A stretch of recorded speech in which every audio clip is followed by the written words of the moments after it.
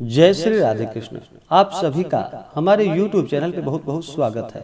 आइए सुनते हैं कार्तिक मास महात्म्य 9वें अध्याय की कथा। कार्तिक के महीने का बड़ा ही विशेष महत्व माना गया है। कार्तिक महीने में गंगा स्नान करना, दान करना, भगवान श्री हरि विष्णु का पूजन करना, माता लक्ष्मी का पूजन करना, कार्तिक महीने में गंगा स्नान करना, दीपक आदि का दान करना, यह सब बड़ा ही पुण्य फलदायक माना गया है। तो आइए सुनते हैं कार्तिक मास महात्म्य 9वें अध्याय की कथा।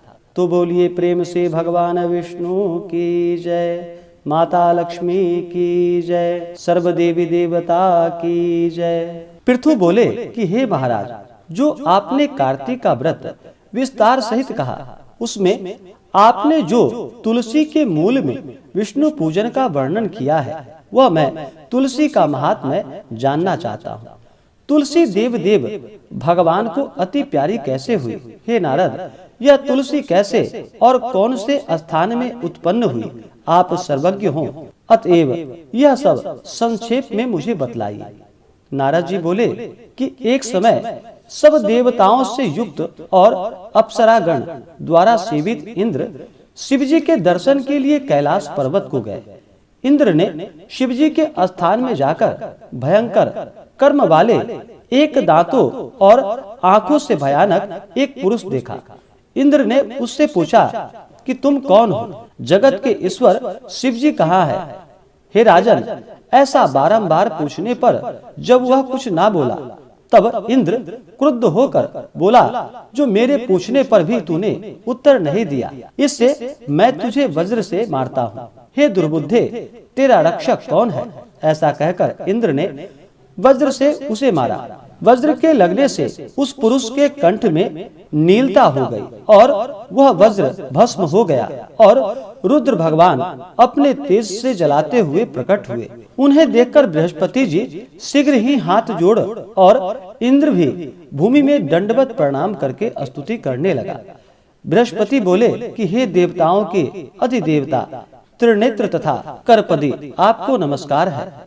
त्रिपुरासुर के नाश करने वाले, सर्व तथा अंधक दैत्य को मारने वाले, आपको नमस्कार है। विश्वरूप, अतिरूप और बहुरूप जो आप हैं, उनको नमस्कार है। दक्ष यज्ञ को विध्वंस करने वाले और यज्ञ के फल देने वाले, आपको नमस्कार है।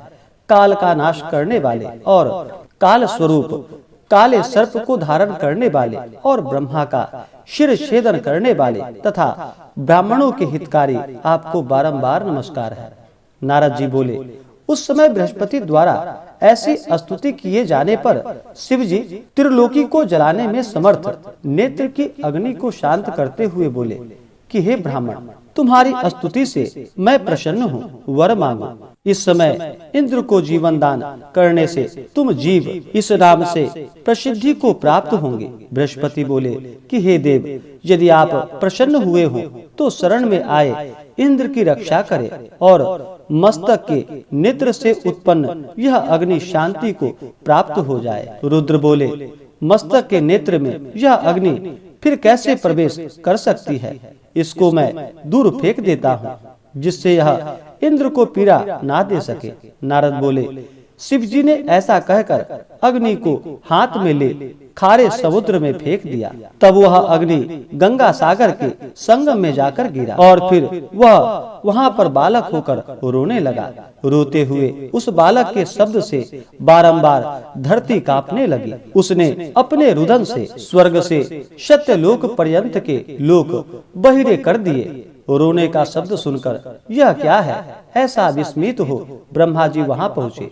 आते ही समुद्र की गोदी में उस बालक को देख ब्रह्मा जी बोले, यह अद्भुत बालक कौन है? यह ब्रह्मा जी का वचन सुनकर और ब्रह्मा को आते देख समुद्र ने हाथ जोड़ा और प्रणाम कर उस बालक को उनकी गोदी में बैठा दिया और कहा कि गंगा सागर के संगम में उत्पन्न यह मेरा पुत्र है। हे जगत के गुरु, इसके जात कर्म आदि संस्कार कीजिए। नारद जी बोले, समुद्र ऐसा कह ही रहा था कि समुद्र के पुत्र उस बालक ने ब्रह्मा की दाढ़ी पकड़ ली और बारंबार हिलाने लगा।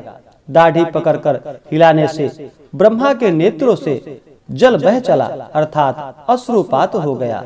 बड़ी कठिनाई से उन्होंने जब दाढ़ी छुड़ा पाई तब ब्रह्मा समुद्र से बोले, इसने हमारे नेत्र में जल निकाले हैं, इससे यह जलंधर इस नाम से प्रसिद्ध होगा। अभी ही यह तरुण और सब शास्त्रों से अर्थ का पारगामी होगा और रुद्र के बिना सब जीवों से अवध्य होगा और रुद्र के बिना इसे कोई न मार सकेगा। जहाँ से यह उत्पन्न हुआ है वहीं फिर लीन हो जाएगा।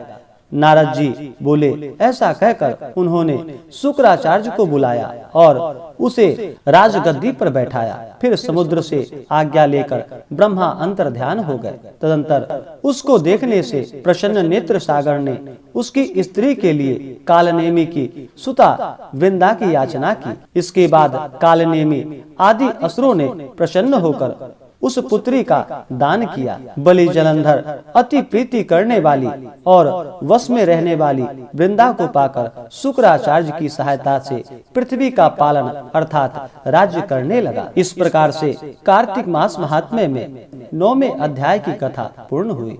तो बोलिए प्रेम से भगवान विष्णु की जय, माता लक्ष्मी की जय, सर्व देवी देवता की जय। इसी प्रकार से अगर आप आगे के अध्याय को सुनना चाहते हो, हमारे चैनल पे नए हो तो हमारे चैनल को लाल बटन दबा करके सब्सक्राइब करें ताकि मेरे वीडियो का नोटिफिकेशन आपको समय से मिलता रहे। वीडियो को लाइक करें, शेयर करें। सुखी रहे और स्वस्थ रहे। जय श्री राधे कृष्ण। धन्यवाद।